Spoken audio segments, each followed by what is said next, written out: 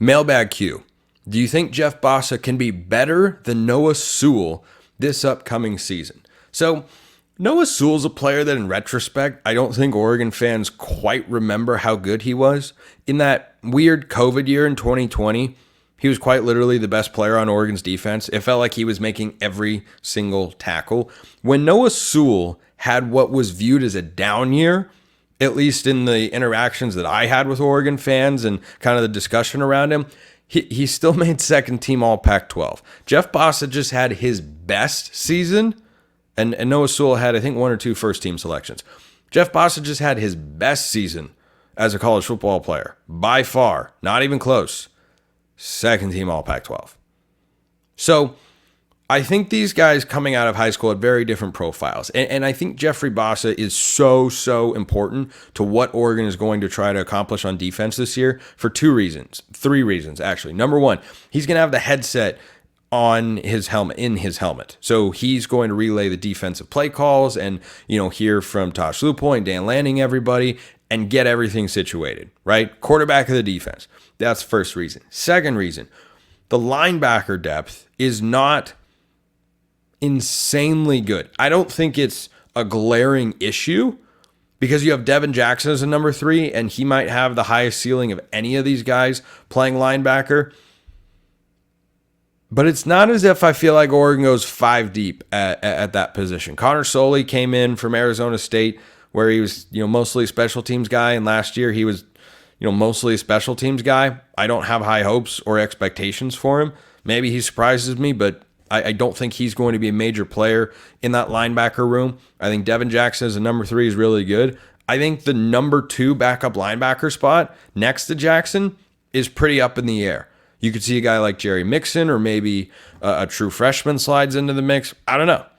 I don't know. But last year, Oregon, we don't really know what's happening with Bryce Betcher because if he gets drafted in the upcoming Major League Baseball draft, I don't think it's happened yet.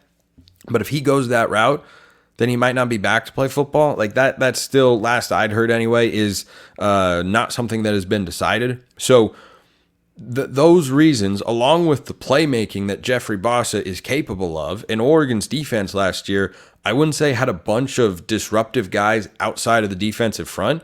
I think Jordan Birch, I think Brandon Dorlus, and Mateo and Tatum Tuioti, those guys were disruptive and playmakers. I think they kind of lacked playmakers outside the line of scrimmage. And right now, I think Jabbar Muhammad's your best second or third level playmaker. Your second one might be Jeffrey Bassa. I'm just thinking off the top of my head as I've gone down this little mini rabbit hole here. And yeah, that's probably your second most impactful playmaker. And when he had success last year, Oregon had success. One of Jeffrey Bassa's best games of his career, he had 2 interceptions against Utah. That was a 35-6 victory. Not a coincidence that he was playing well. So I think he does a lot for Oregon's defense. He can blitz, he can cover, he can tackle in space, and I think career-wise, he's had a really, really old-school trajectory. He was a 4-star recruit coming out of high school. He played as a true freshman. He was mostly at the safety spot. They kind of moved him down to linebacker. He was back and forth. He was recruited as a safety. Then he moves to linebacker in his sophomore year in the 22 season, Lanning's first, and he struggles. He was not big enough.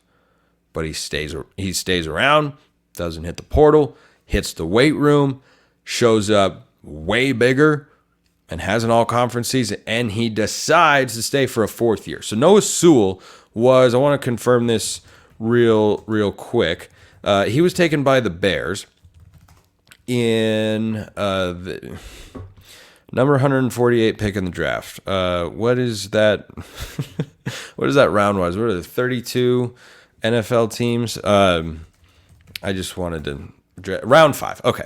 Noah Sewell was a 5th round draft pick. I saw an account, I don't know if it was a big one, talking about under the radar NFL draft prospects, and Jeff Bassa was one of them. And, it was just one of those things flying around, summer content, whatever. It wasn't a huge deal. I did think about that, though, because Oregon's going to have several players drafted. Again, Jordan Birch will get drafted, and, Derek Harmon probably gets drafted. Caldwell, maybe, I think, possibly. Jabbar Muhammad definitely gets drafted. But where does Jeffrey Bassa go? Because that's a guy who 2 years ago had just about zero NFL prospects. He doesn't have zero NFL prospects now. And I think that Sewell was a little bit more of a downhill guy, whereas Bosa is a little bit more athletic, being a former safety and ranges sideline to sideline. If he pops this year in the Big Ten, that I think is an opportunity for him to up his draft stock and get taken earlier than Sewell.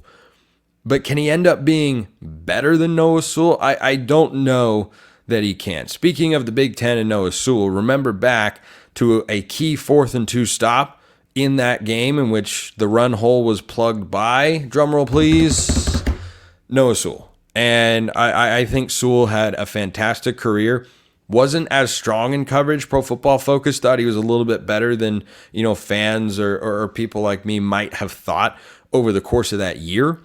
But I think that Bossa's got a higher potential ceiling, because if he's able to play as he did a year ago, but amplify what makes him a good player and become a great player, yeah, I think he could end up being a better overall linebacker and a better overall NFL prospect. And I think where that comes down is in coverage. I don't think he could ever be better than Noah Sewell blitzing or stopping the run, but I think he could still be a more rangy player, and I think he could be better in individual coverage situations because of the safety background that he had. But I've always been a Noah Sewell fan. I think he's really good, and I think Bosa is a really he's been just a fun player to watch.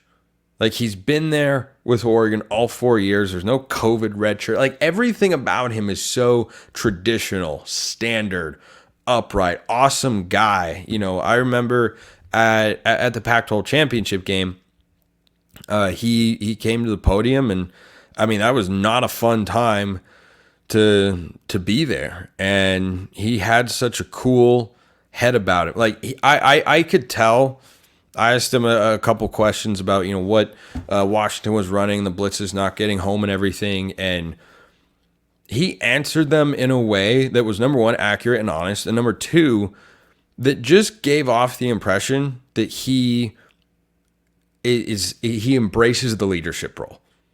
That's how it came off to me. And when, I see mic'd up moments, or I just look at the way the guys play on the field, Bosa feels like that sort of guy, that he's not just in a position where he has to be a leader. I think he wants to be the leader. I think he wants to be the guy who's got the headset in his helmet so that he can talk to the coaches and get everybody organized. He wants to be the guy who will go out there, face the media, and answer tough questions when, he doesn't have the day and the defense didn't have the day that they were hoping for in the biggest game of the year. Like, that's how he seemed to me, and I think he's very genuine in that. So I expect him to have a monstrous season, and I think he and Justin Jacobs are a superb linebacker tandem. I think they're really capable. I think Jacobs, too, could really have a breakout year. I mean, we really didn't get to see him the last season because he was injured until the Washington State game. That's when he first played, and he was making an impact. He was making an impact, and I like what he brings to the table. So give me those two guys fully healthy, and I think Oregon's linebackers as good as any tandem as you can find in the Big Ten if they're both able to stay on the field. Love that question. And to just, put a clear answer out there, I think he can be better than Noah Sewell. I don't think he is right now. But if he has another one of those sort of seasons, we can look back and say, yeah, peak Jeff Bassa, peak Noah Sewell. I might lean Bassa. I think both are fantastic players, though. Today's the day. Today's the day. If you know what I'm talking about, well, of course you're sticking around.